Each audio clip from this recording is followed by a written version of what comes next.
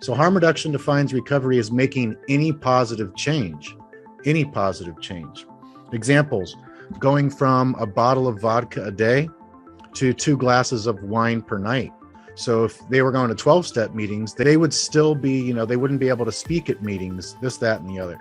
So they wouldn't be in recovery, even though they're making that positive change. If you planted the seed of belief inside of yourself that you're going to drink again tonight and the next night and the next night because you have a disease that's going to force you into becoming a mindless automaton with no free will or autonomy, then that's exactly what's going to happen. You've essentially surrendered your free will to a disease, which is a social construct that you've chosen to believe in, and it will determine your behavior because you've also surrendered the responsibility of doing anything about it.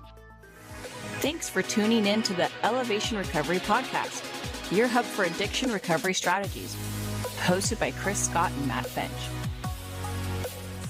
Welcome everyone to episode 237 of Elevation Recovery. I'm Matt Finch, and I'm joined here with my friend and co-host, Chris Scott. Chris, nice to see you. I'm jealous that you have the cozy shirt on. I got to do laundry, so I don't have any of those cleans. But how you been, man? Long time no see. What's it been? At least a week. Yeah, great to be back. I forgot I turned my AC up a little bit so that the temperature up. So I was kind of sweating, but this is so breathable that it's actually just fine.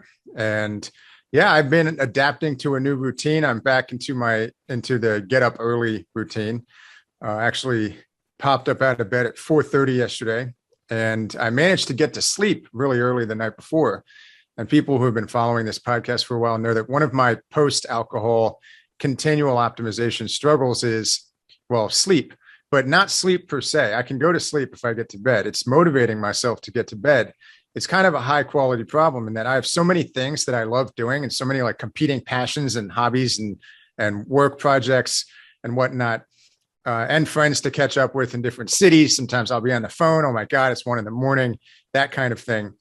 And, when you run a business from home, like we do, or I guess a lot of people now do because they work remotely, you might not have a boss who's going to yell at you or give you an odd look if you are not, showered and dressed by 8 a.m. So for me, it's like, how do I motivate myself to go to bed? Even when I'm being focused. It's not like I'm eating pizza in bed all day and that's why I can't sleep. I'm getting stuff done. So, although, I have had lazy days, but usually those are earned and I feel pretty good about those. But I found a sort of hack that worked for me. And one of the things that I did during the pandemic was I got a sauna, an infrared sauna. I ordered the cheapest one I could find that also had good reviews from Amazon. I thought it could be a stupid investment. But, sure enough, it showed up.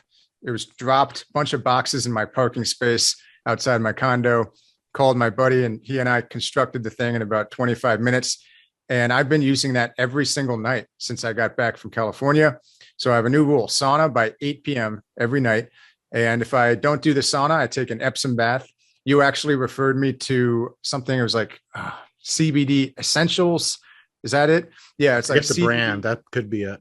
Yeah, it's a CBD Epsom salt. And you've tried it now? Eucalyptus and other things. It's amazing. So yeah, so I did that and the sauna 2 nights ago before I committed to waking up early at 8 p.m. And then I took a bunch of supplements.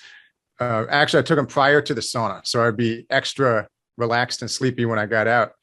And I took glycine, lithium orotate, BCM 95, turmeric, vitamin D3, 5,000 IU, which I always take at night, magnesium 3 and 8. And let's see, what else did I take? I think that was it, but that's a good, I had a tea. That's what I had. I had a sleepy tea that my mom had gotten from somewhere. And it was, I think, lemongrass and maybe lemon balm as well. Lemon balm. Mint. It was, lemon balm based sleepy tea. It also might have had chamomile in it. Yeah. And I have to be careful with the chamomile because if I have too much of that, it's a bit of a diuretic. So I'm getting up every 2 hours to go to the bathroom. Mm-hmm. But did all of that. And actually, I took some CBD as well. I took 80 milligrams from a dropper. Woo! Mm-hmm. And I was out by 9:30 p.m. And I popped up at 4:30 a.m., which is not enough sleep. It's almost enough sleep, but not. And so I let myself I didn't actually mean to wake up at 4:30. I had my alarm set for 6:45, which I think is reasonable. And so this morning I woke up at 6:45, and I probably drifted off last night by 10:30-ish. So that's pretty good. And just getting a lot done in the morning, as opposed to my default, which is getting a lot done after MMA training, after my workout in the afternoon, when I'm kind of tired because I've just expended a lot of energy. And then I eat. And then I would try not to take a nap after dinner because that's dumb. So then I would work late into the night, get a second wind, end up on the phone with my best friend from college. And all of a sudden it's 1 a.m. So that was the routine that I kept being in. And I think it was Coach Zach who had posted something on Instagram or maybe Facebook. And it was a quote. It said, "You're only as good as your routines and rituals." And he might not have actually posted that as a quote. He might have just said it. I can't recall. But that resonated with me. And I was thinking, I've definitely gotten a lot better objectively in all sorts of areas since transcending alcohol, but I'm still only as good as my routines and rituals. And if I have routines and rituals that are not serving me 100%, if they're serving me 65 or 70%, then I can get much better. And if I'm 30% better every single day for a year, then great things can happen. We can reach more people. So that's just a little window into my own life. Nothing catastrophic or major or potentially even interesting for someone who's going through more ups and downs than I am at this point. But, that's the kind of thing you can deal with 7 years plus after transcending addiction, always trying to stay a fine-tuned machine, trying to stay on top of things and tweaking things. So I should add that one of the things I also did was I got my giant whiteboard, which is screwed to the wall in my sauna room. Actually, I reflect on it when I'm sitting in the sauna, and I totally erased it. And I wrote out a new 8-week routine this time. So I have certain goals that I want to be achieved by the time Thanksgiving rolls around. And I actually went the extra step. I have a little notebook, which is right here. Everyone can see. And every morning I write various things. Yeah, so these things, I started with this. Is that leather? This is leather. Yeah. My best friend from high school got this for me when I quit drinking. And I've gone through literally a dozen of these pads in the last 7 or so years. And they're really helpful. I have them all stacked up. And so every year I'm continue to churn them out. And so I have like a step-by-step plan for like week by week for those 8 weeks. And after which I have certain desired outcomes. So I've been very motivated. You and I both know that, I would have laughed at this several years ago, but I don't anymore because it can't be coincidence anymore. But Mercury's been in retrograde, although I still don't understand the mechanics of that. I trust you on it. And we definitely see evidence of it. There's something in the collective consciousness, perhaps with world events as well, that I won't get into because I like this podcast to be kind of a safe haven from those events. But people are feeling maybe a little bit disoriented and unmotivated. So I wanted to share something I've been doing to combat that. Yeah, you're super brave for launching such a new, huge project during this time when I think currently there's like 5 or 6, maybe even more planets that are all going in retrograde motion. So compared to the usual motion of the planets, the forward motion, Mercury is the planet of communication, technology, and a bunch of things. So, I mean, here's a little bit of evidence-based, sort of, is that they've done large research studies where when the planet Mercury goes in this retrograde motion for around 3 weeks at a time, I think 4 times a year, they noted that during those times of the year, there's more flat tires, there's more technology outages or complications, there's more certain types of breakdowns with communication and technology. So they've done a lot of testing into this. Kind of cool that there's a little bit of a, not just, wooey woo stuff, but they've done pretty cool statistics on it. And I also love the fact that towards the end of your little kind of monologue on your epic new, not only project, but your new routine, and most importantly, your new sleep routine, so you can get to bed early and wake up super early. That's super early.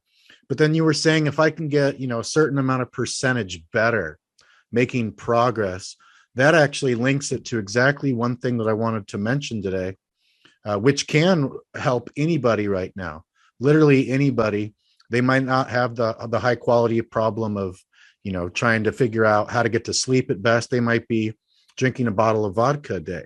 They might be, shooting a bunch of heroin per day. So for that, I want to talk about real quick a concept from this article from Time magazine. I think the title was, "What does it mean to recover from addiction?" And it was all about kind of the binary of 12 steps. Like, you're either in recovery, which means you're abstinent from everything, bar caffeine and alcohol, or caffeine and nicotine, right? And sugar. Except meetings, yeah. Yeah, alcohol and then drugs. And so this one was awesome. It's all about harm reduction. And the guy that wrote the article for Time just came out with a book. I can't wait to read it or listen to it. So harm reduction defines recovery as making any positive change. Examples: going from a bottle of vodka a day to 2 glasses of wine per night. So if they were going to 12-step meetings, they wouldn't even be a newcomer. They would still be, I turned that off, I swear. They would still be, they wouldn't be able to speak at meetings, this, that, and the other. So they wouldn't be in recovery, even though they're making that positive change, harm reduction. Say, for instance, somebody is snorting fentanyl powder, really powerful opioid, up to 100 times stronger than morphine. What if that person goes from snorting a whole bunch of fentanyl per day to transitioning over to a sublingual buprenorphine, slow onset, slow offset, long acting, partial opioid agonist, much safer? It's pretty much impossible to overdose on, at least for people that are opioid dependent already. But then when he would go to 12-step meetings, even though he's in recovery from fentanyl and opioid addiction, he wouldn't be considered as being in recovery because he's just trading one addiction for another. So I've been big into harm reduction for ages. Any positive change should be celebrated. A lot of people don't want to simply, let's say a person's, and I've mentioned this in the last solo cast, let's say a girl is 21 and she gets into drinking and becomes an alcoholic. She qualifies for alcohol use disorder, let's say. Let's say she's only doing that for 6 to 12 months, totally ruins her life and her health, goes to inpatient rehab, gets indoctrinated into 12-step big book ideology, gets a lot of fear and fear-based strategies from the counselors saying, you need to stick with this for life. Once an addict, an alcoholic, always an addict and alcoholic. Well, then all of a sudden, she's not supposed to ever use any substances ever again, so long as she lives. And she only had a problem for less than a year at the age of 21, when most people go through things like that. So it's a very kind of black and white thinking. And you and I have talked a lot about this. I know what I want to do now. I got to read this portion, which I took a screenshot of. You're going to love this part. All right, so here we go. Of course, for people steeped in traditional abstinence-oriented recovery, the harm reduction's any positive change definition can be challenging. In the 12-step world, members who have maintained continuous abstinence for many years are revered. The longer their time away from alcohol and other drugs, the higher their status tends to be. The lure of such social acclaim helps some avoid relapse. Granting the status of recovering to those who have not quit entirely seems unfair from this perspective. However, it could save lives. I just love that. Research shows that having such a binary view of recovery can actually make relapses more dangerous. It goes into the example that I think I shared on this podcast maybe a year ago or longer, where what if somebody has 40 years of continuous abstinence from drugs and alcohol, and their wife dies, and that night they're just totally vulnerable. They drink half a glass of wine, or they drink one shot of Jack Daniels, or even a double shot of scotch or something to take the edge off. They're truthful about it. They go to a meeting the next day, say what happened. This person that's been in recovery and AA for 40 years has sponsored probably hundreds of people. They would have to start back as a newcomer, erase all those 40 years, and start as a newcomer for the next 30 days, and all their time starts over. That is so black and white and binary, it's ridiculous. Versus, they're still, They, that's why I hate the terminology and the ironclad rules, because if somebody does that, then what's to stop them? Well, I'm not going to erase all 40 years from that one drink that I took. If I have to start from zero, I'm going to make it worth it. I'm actually going to go do this. And when people do that, which happens all the time, it happened to me. I've seen it happen to so many people in AA. I've personally known and witnessed, well, not witnessed like them passing away, but I have known people, a lot of them at the 12-step meetings from the many years that I went there, that had many years sober, clean, whatever you want to call it, had a little slip. And since that one little tiny night of drinking, even if it was one drink, since they knew that takes them back to zero from like 4 years, 10 years back to 0 days, they're just like, well, I'm going to at least make this worth it if I'm going to have to start all over from scratch. And a lot of them don't come back from that relapse. They end up overdosed, dead, in jail for a long time. So I wanted to bring that up because you were saying that, progress, if I can get better, that's what harm reduction is. And a lot of people don't just quit drinking or quit drugs overnight or within a month.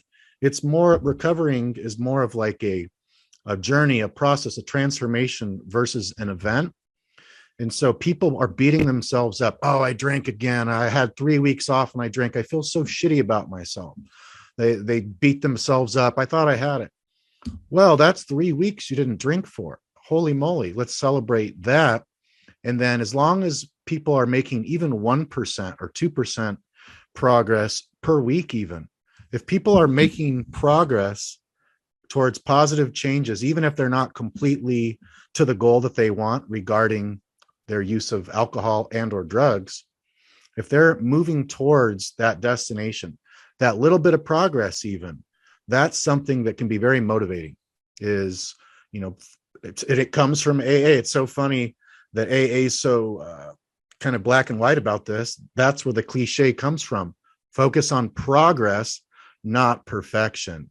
Yet they seem to have missed that one, and they only celebrate people for perfection, or they only award people the clean time and the status of an old timer that have had all that continuous time in that kind of specific binary way. Yeah, I think there's a lot of good stuff there. There's many directions that I could go with it, but I think what popped out for me and what you said is talking about people who relapse, then they feel shitty afterwards. And if there's one thing that I hope people can do in Total Alcohol Recovery 2.0, or who listen to the podcast, or just, involved in maybe a similar framework as the one that we have used ourselves, it's that if you do feel shitty after a so-called relapse, then I hope it's mostly or all because of the toxic effects of alcohol and not because of you beating yourself up. Mm-hmm. Because you beating yourself up compounds the toxic effects of alcohol and makes it much worse. And actually, even worse than that, it can make you do it again. If you planted the seed of belief inside of yourself that you're going to drink again tonight and the next night and the next night because you have a disease that's going to force you into becoming a mindless automaton with no free will or autonomy, then that's exactly what's going to happen. You've essentially surrendered your free will to a disease, which is a social construct that you've chosen to believe in, and it will determine your behavior because you've also surrendered the responsibility of doing anything about it. And I think that's the dangerous thing. I've seen people who are exposed to new information who say, all right, I drink way too much. I probably have some biochemical imbalances and some physical damage from this toxic substance called alcohol. I don't think there's a lot of social construct in that, except for maybe the words too much, because that's, who knows what's too much. I think I read about a country at some point that said, like, the guidelines, I can't remember if it was in Europe or Africa or elsewhere, but it was like, for men, no more than 9 units a night, and for women, no more than 7. I was like, whoa. Norway and Sweden and Finland. I don't recall exactly where. It could have been a different time as well, but I thought that was funny. The definition of moderation, it's a nebulous term. It's changing all the time, and it varies from country to country and place to place.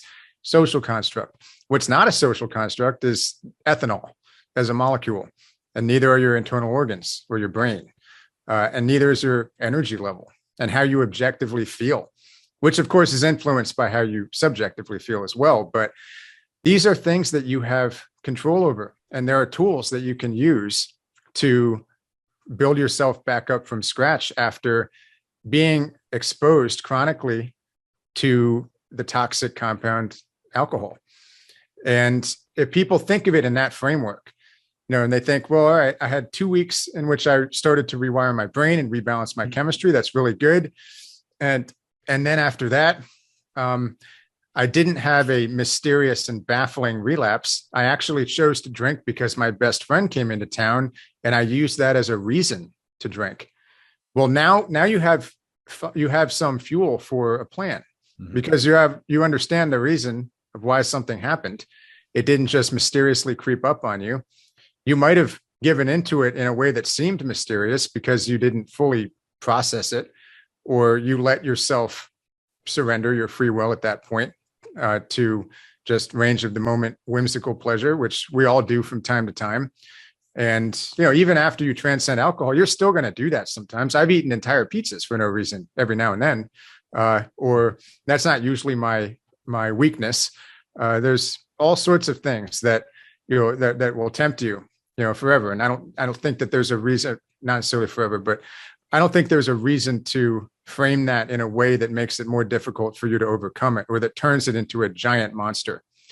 It is something that you can tackle, and progress is better than no progress, and always be focused on what you've done to help yourself thus far.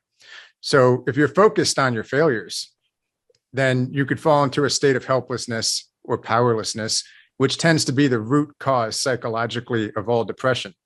And when you're in a state of depression, quite apart from the raw materials of 5-HTP or L-tryptophan being available to boost your serotonin, you actually produce less serotonin because you're in a depressed state. The same way that Jordan Peterson likes to talk about the lobsters, and when they lose a lobster fighting match, the one that loses, his serotonin goes down, or her serotonin, they go down. And so that's not because they didn't take their 5-HTP. That's a situational phenomenon. So you can create situational phenomenons by means of the beliefs that you choose to integrate into your own mind that can influence your levels of neurochemicals. So that's why I like to talk about the biopsychosocial spiritual hierarchy of recovery, rather than just saying, take these supplements and you're done. For some people, it does seem to be that easy, but that's usually because they have an unusually good grasp on life otherwise. Mm-hmm. But if you want to fully optimize yourself, then I think it really pays to look at the whole framework. And as my dad pointed out, he's someone who has never had any experience with addiction. He said, the things that you teach, I think you could be teaching this method to people who don't have addictions, and it would improve their lives. And that was kind of the goal, that you leave addiction behind as a past phase that you learn from and that you understand the underlying science of, but then you go on to optimize your life. And when you do that, you try to optimize all areas. That doesn't mean becoming a perfectionist. It means understanding how to categorize things in your life that you can then zoom in on and try to improve to the best of your ability, understanding you're unlikely to get to 100%. We talked about the 4 burners a few weeks ago, where you have, if each area of your life is a burner that can be turned up from 1 to 10, you're not going to have all of them 10 all the time. It just doesn't happen. Right. And so I find it in my own life, if I'm super fit and I wake up in the morning and I have veins in my abs, then chances are pretty good that I haven't been working quite as hard as I have in my hard work phases. Or, if I find that I'm getting a huge amount done and waking up early as I am now, I might get beat up a little bit in MMA this week. That's fine. There's certain trade-offs. But I think the key is to enable yourself to be physiologically and psychologically optimized so that you can make those trade-offs properly. And when you do that, one trade-off that doesn't make sense is binging on alcohol or drugs. Yeah, and I know we got to go pretty soon here. You got a cool, important phone call coming up. I'll just say this is something that I've been doing recently. I forget exactly where I heard it from. No, I remember. The YouTube channel, Aaron Abke. I love his videos. He's one of my new favorite dudes. And so I've been doing this thing every single day, sometimes a few times a day. And what I'll do is, I got lots of candles, scented candles, crystal candles, woodwick candles, big variety. Love the candle lights. but I'll look into the candle on my altar on my dresser, and I'll just close my eyes and relax, deep breathe. And then I'll say, I forgive myself. I forgive all the people that have trespassed against me, all the people, I forgive everyone in the world. I forgive the world. I forgive myself. And then I really just kind of meditate on that. And I do that several times a day. Oh man, because I am super prone to just minor judgmentalism of myself and of others. And so since I've been doing that, I'm just like everything, like I'm not judging look, these airplanes are too loud. Oh, it's so busy here in San Diego. I had fallen a lot from doing that in the past couple of years, but with this new little ritual, you're talking about routines and rituals. With that one little ritual, takes me like a minute or two or 30 seconds sometimes. And I do it a few times throughout the day. It just feels really good. It's like putting that energy out there where I'm forgiving myself, just acknowledging that and really meaning it. Like I forgive myself for everything that I've done or not done or said or not said or thought or not thought. And then it's just like, wow, that something so simple can just be so powerful. And I've been teaching that to a bunch of the clients that I have that are really beating themselves up. And the ones that are doing it, they're like, oh man, I should have been doing this, my whole adult life. It's so powerful. So I'll just end with that, and then we can wrap it up here so you can get ready for your call. Or if you want to say anything else, you got the floor. Papaya's just going to keep chilling like she's been doing. Yeah, I think that's a great routine. And something I've been doing in the morning is I'm back to my miracle morning stuff. And so I have my 5-minute timer on my iPhone.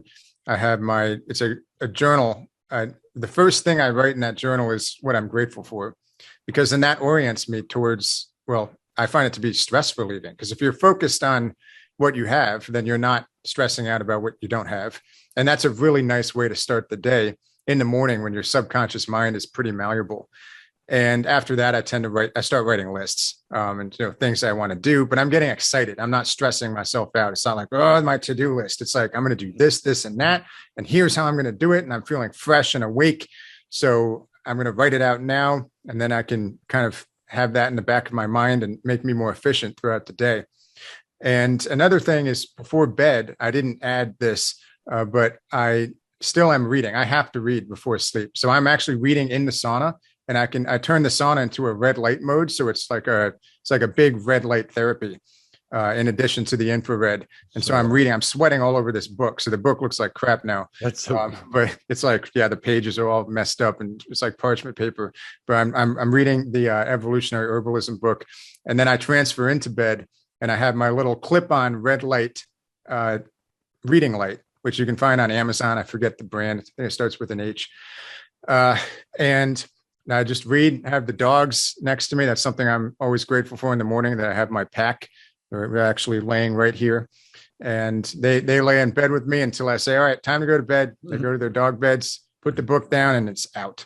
So having your routines and rituals and having some things be constant from day to day, I think are really good.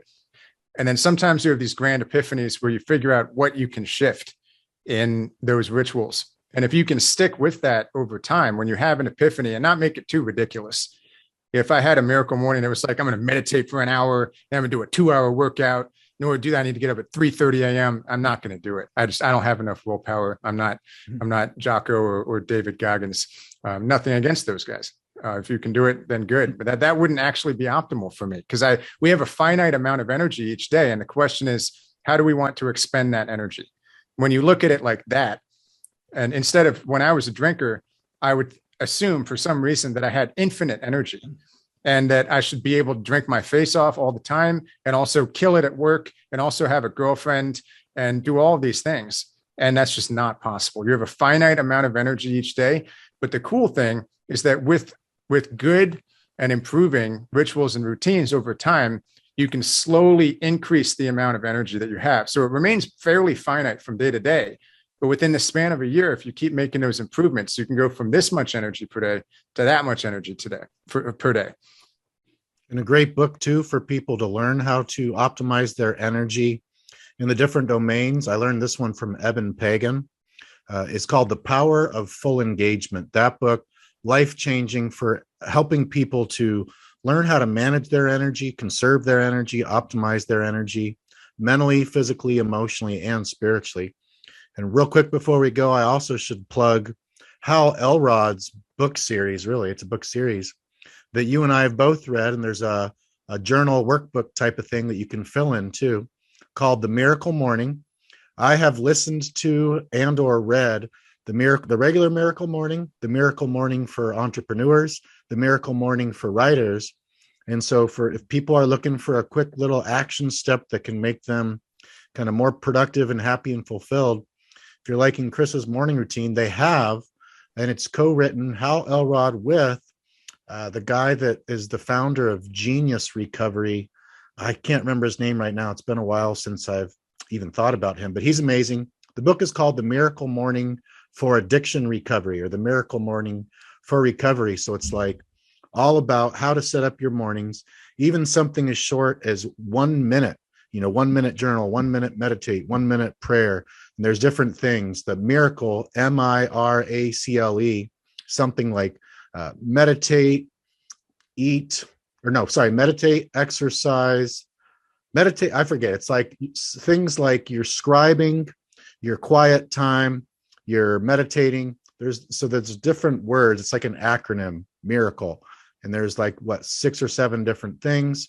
So it's a great book. Hal Elrod's a great author. And he even has on YouTube lots of good YouTube keynotes, presentations on the Miracle Morning. He's really great, really funny. He's a multiple time cancer survivor, and he's just one of the most loving human beings. So had to give them a shout out right there. Thanks so much, Chris. Always fun as usual. Have a great Shopify call in 1 minute.